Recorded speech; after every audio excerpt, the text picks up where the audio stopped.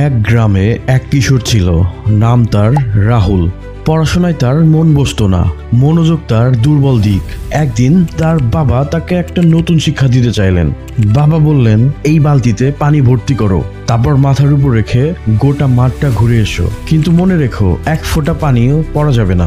রাহুল শুরু করলো হাঁটা, চোখ সামনের দিকে, কিন্তু মন পুরোটা পানির উপর। কারো ডাকে সাড়া দিল না, কোনো শব্দে মন ভাঙল না। রাহুল তার বাবার কাছে ফিরে আসলো।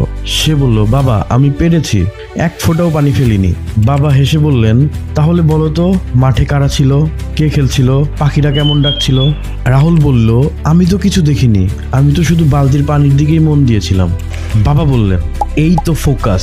যখন তুমি একটা লক্ষ্য ঠিক করবে, সেটার দিকেই মনোযোগ রাখবে, তখন চারপাশের সবকিছু আপনা আপনি হারিয়ে যাবে। যদি তুমি মনোযোগ দিয়ে কাজ করো, তাহলে জগতের সব আওয়াজ নিশ্চুপ হয়ে যায়, আর তখনই তুমি তোমার লক্ষ্যের দিকে সঠিক পথে এগিয়ে যেতে পারো। গল্পটা কিন্তু আমাদের একটাই শিক্ষা দেয়, কাজের প্রতি ফোকাস। চলুন এখন আলোচনা করা যাক মনোযোগ ধরে রাখার 5টি প্রমাণিত টিপস সম্পর্কে। ফোকাস বাড়ানোর সহজ উপায়। সবসময় কাজ শুরু করলেও কিছুক্ষণ পরেই মন চলে যায় অন্যদিকে, ফোকাস করা কঠিন মনে হয়। চলুন জেনে নেই মনোযোগ ধরে রাখার 5টি কার্যকরী এবং সহজ পদ্ধতি। টিপ 1, নির্দিষ্ট লক্ষ্য ঠিক করুন।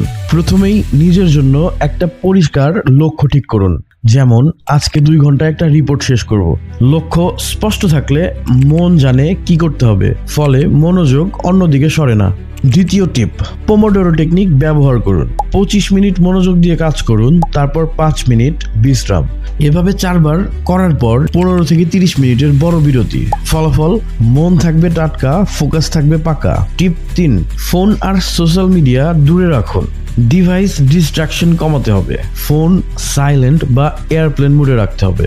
সোশ্যাল মিডিয়া অ্যাপগুলো কিছুক্ষণ বন্ধ রাখুন, মন যাতে এক জায়গায় থাকে। টিপ 4, কাজের পরিবেশ গুছিয়ে নিন। কাজের জায়গাটা পরিষ্কার আর শান্ত রাখুন। একটা পরিপাটি ডেস্ক, হালকা আলো আর পেছনে একটা সফট ফোকাস মিউজিক, মনোযোগ ধরে রাখার জাদু। টিপ 5, একসাথে একটাই কাজ করুন। একবারে একটা কাজেই মনোযোগ দিন। মাল্টিটাস্কিং দেখতে ভালো হলেও আসলে মনোযোগ খেয়ে ফেলে। ফোকাস ধরে রাখতে হতে লাগবে পরিষ্কার লক্ষ্য, সময় নিয়ন্ত্রণ, ডিস্ট্রাকশন বন্ধ, শান্ত পরিবেশ এবং একসাথে একটা কাজ করা। এই টিপসগুলো চেষ্টা করলে কাজের প্রতি মনোযোগ অনেক বেড়ে যাবে। এখন চলুন একটা খুবই গুরুত্বপূর্ণ টপিক সম্পর্কে আলোচনা করি, যেটা হলো মাল্টিটাস্কিং। মাল্টিটাস্কিং মানে কি?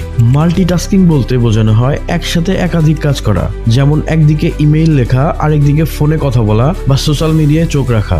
মাল্টিটাস্কিং করে আপনি অনেক রকমের সুবিধা পাবেন, যেমন ছোট ছোট কাজের সময় বাঁচে, রান্না করার সময় কোনো অডিও বুক শোনা, রুটিন কাজের সাথে অটোমেটিক কাজ একত্রে করা যায়, যেমন ওয়ার্কআউটের সময় পডকাস্ট শোনা।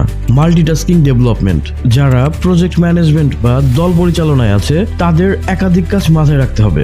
মাল্টিটাস্কিং এর কিছু অসুবিধাও আছে, যেমন এটা যদি অতিরিক্ত ব্যবহার করা যায় তাহলে মনোযোগ কমে যায়। একসাথে অনেক কাজ করলে একটাও ঠিকভাবে শেষ হয় না। ক্লান্তি ও মানসিক চাপ বাড়ে। মস্তিষ্ককে একসাথে 2 বা 3টা কাজ করতে বাধ্য করলে ডিসিশন ফ্যাটিগ হয়। ক্রিয়েটিভ বা গভীর মনোযোগ প্রয়োজন এমন কাজগুলোতে মাল্টিটাস্কিং ফলপ্রসূ নয়। স্ট্যানফোর্ড ইউনিভার্সিটির এক গবেষণায় দেখা গেছে, যারা নিয়মিত মাল্টিটাস্কিং করেন তারা আসলে কম ফোকাসড ও কম প্রোডাক্টিভ। তাহলে সফলতার জন্য করণীয় কি?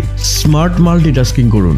এমন কাজ একত্রে করুন যেগুলো একে অপরকে প্রভাবিত করে না। কম গুরুত্বের কাজের সময় মাল্টিটাস্কিং করুন, কিন্তু গভীর মনোযোগের কাজ একা একা করুন। ডিপ ওয়ার্কের সময় আলাদা করুন। প্রতিদিন কিছু সময় নির্ধারণ করুন যেখানে আপনি কেবল একটা গুরুত্বপূর্ণ কাজেই মনোযোগী হবেন। মাল্টিটাস্কিং দিয়ে সফল হওয়া সম্ভব, তবে সেটি নির্ভর করে আপনি কি ধরনের কাজ করছেন, কিভাবে করছেন এবং কতটা দক্ষভাবে করতে পারছেন তার উপর। কাজের মান, মনোযোগ ও প্রোডাক্টিভিটি শেষ পর্যন্ত সফলতার মূল চাবিকাঠি। তো আজকের ভিডিও এ পর্যন্তই। পরবর্তী টপিক পেতে চ্যানেলের পাশেই থাকুন।